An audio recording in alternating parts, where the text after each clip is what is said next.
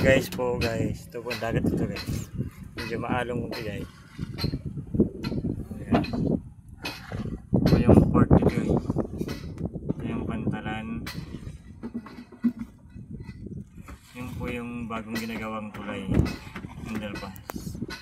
Ito po doon yung ito po guys. Oh. Calvayo.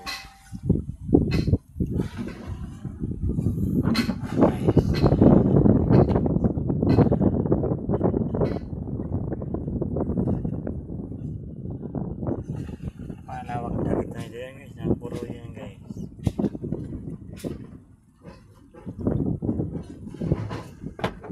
Guys, isla na guys.